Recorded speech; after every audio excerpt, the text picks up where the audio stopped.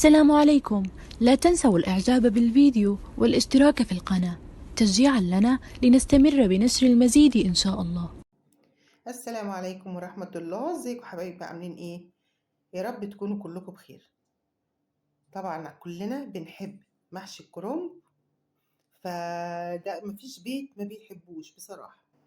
احنا النهاردة هنعمل مع بعض محشي الكرنب. ما شاء الله. ممكن تفرزيه كمان، هتسلقيه نص سلقة او ربع سلقة وتروحي ايه مقطعاه وشايلاه في الفريزر، بيفضل معاكي السنة للسنة. تمام، يعني احنا ممكن الكرنبة دي نعمل منها و... ونشيل منها ايه جزء في الفريزر. الكرنبة عشان تجيبيها لازم تكون ايه كرنبة مدورة. الكرنبة المدورة دي بتبقى الورقة لفة واخدة الكرنبة كلها. شفتوا الجمال اهو؟ بصوا الورقة عاملة ازاي، ما شاء الله، واخدة الايه الكرنبة كلها. دي ترمي معاكي ورق.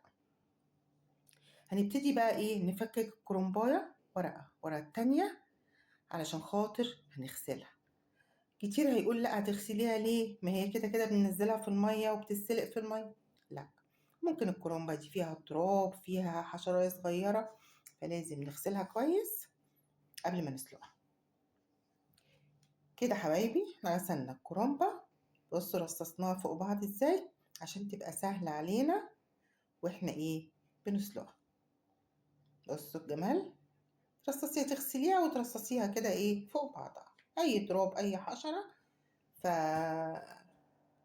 لازم نغسلها الأول وبعدين نسلقها. تمام حبايبي، كده غسلناها. هنبتدي ايه نسلق الكرنبة بتاعتنا. هنجيب أكبر حلة كده ونحط ايه نصها مية، ننزل بمعلقة ملح ومعلقة سكر. تمام حبايبي، معلقة معلقتين سكر. السكر لما بنحطه في مية الكرنب بيبقى الكرنب بتاعنا مسكر وجميل. أول المية ما تغلي هننزل بالكرنب بتاعنا ونسلقه مع بعض.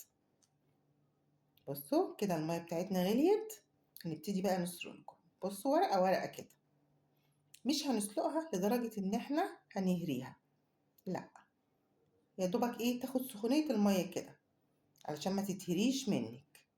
حتى لو انتي مش هتشيليها في الفريزر برضو ما تهريش ورقة الكرنب وانتي بتسلقيها. خلاص بصوا شممناها بس الايه المية السخنة عشان ما تتهريش مننا.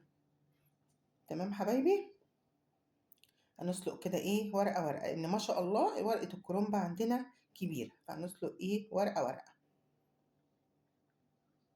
ما شاء الله. زي ما قلت لكم هاتوا الكرومبه المدوره، ما تجيبوش الكرومبه اللي هي بوزه. دي بتبقى فاضيه ما بتبقاش حلوه، لكن المدوره دي بتبقى ايه راميه معاكي ورق كتير، وتبقى الكرومبه ايه واخده الورقه واخده الكرومبه كلها، فبتبقى ايه تقطعيها ما شاء الله بتدي معاكي ورق كتير. بس يا دوبك بنشممها الميه السخنه بس عشان ما تتهريش مننا زي ما قلت لكم. تمام، هعمل معاكم الورقه دي وبعدين نشوف الخطوه اللي بعد كده ايه هتكون ايه. يا دوبك تاخد سخونية المية. تمام حبايبي. آه. كتير مننا كمان في نقطة كده بيطلع الورقة بعد السلق يحطها تحت الحنفية علشان ما يتهريش. لا مش هينفع، احنا حاطين مية وملح، حاطين ملح وسكر مع المية، فانتي لما تغسليها هتضيعي طعم الكرنب خالص، هيبقى ماسخ. تمام حبايبي، هعمل معاكم كمان الورقة دي عشان يبقوا ورقتين ورقتين خضر وورقتين من قلب الكرنبة ايه الورق الابيض الجميل ده.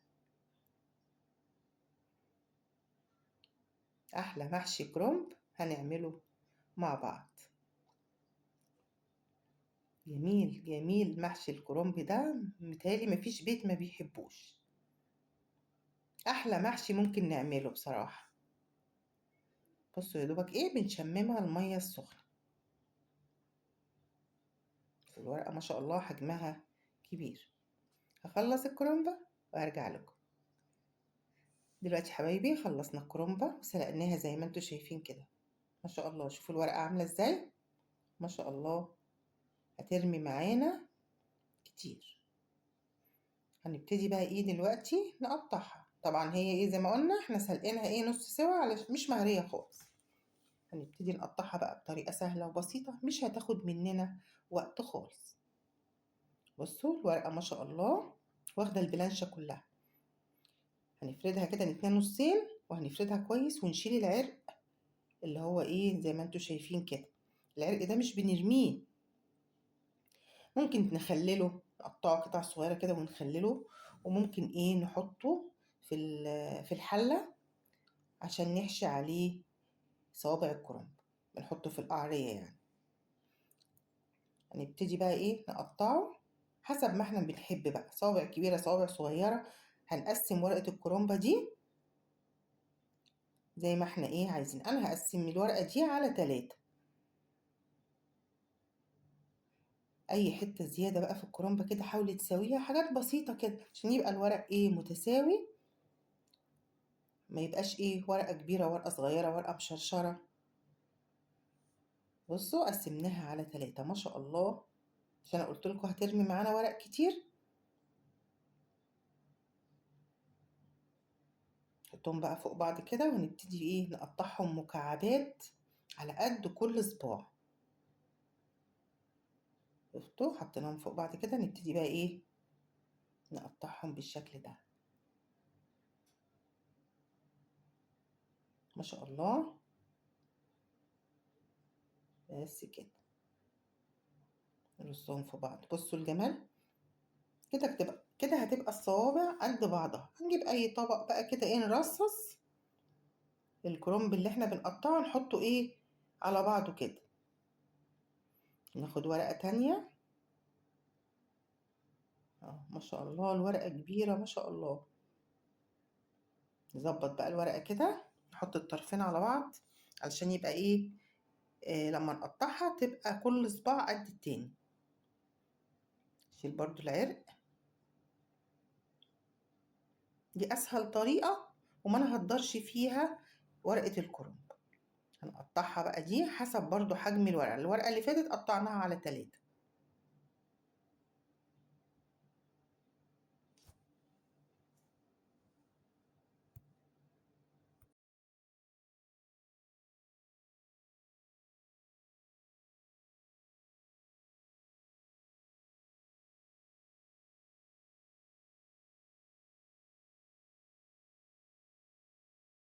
وعندنا بصل مبشور. طيب هنعمل بقى التخديعة بتاعتنا ازاي؟ تعالوا معايا على البوتاجاز. هنجيب حلتنا كده، هننزل فيها شوية زيت كده حلوين.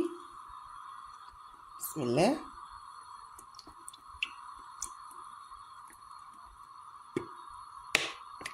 ونزلنا كمان بمعلقة سمنة على الزيت. تمام حبايبي. اول السمنة كده مسيح هننزل بالبصل بتاعنا كده. هننزل بالبصل بسم الله.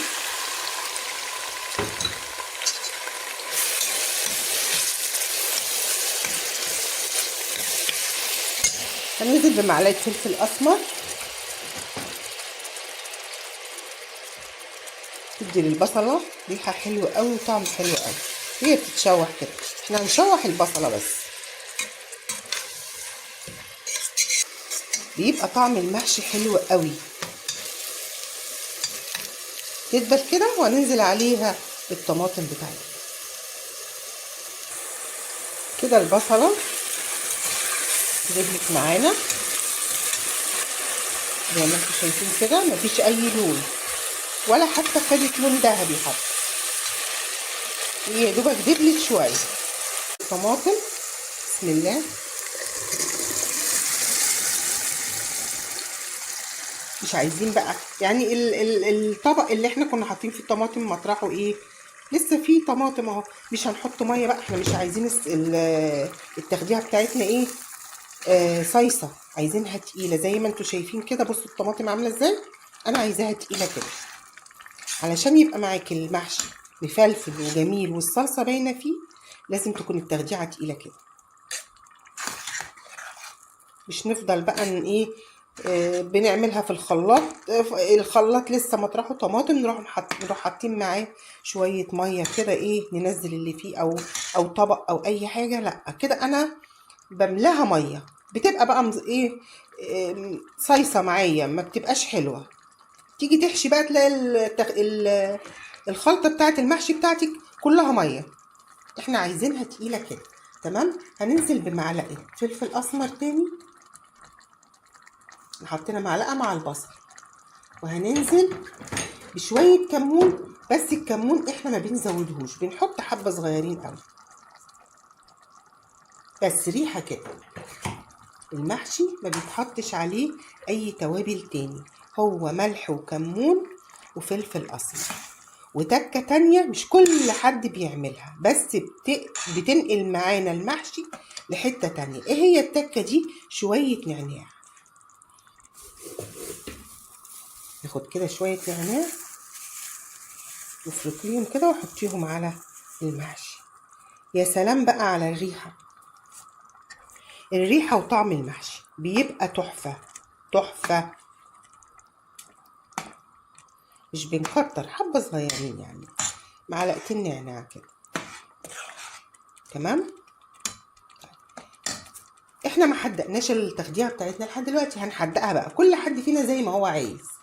اللي بيحب الملح كتير، اللي بيحب الملح قليل، كل واحد ايه براحته. تمام. بسم الله.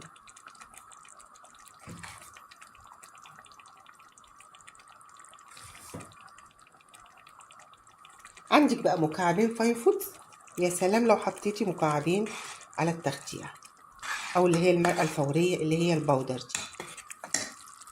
هننزل بمكعبين مرقه بس.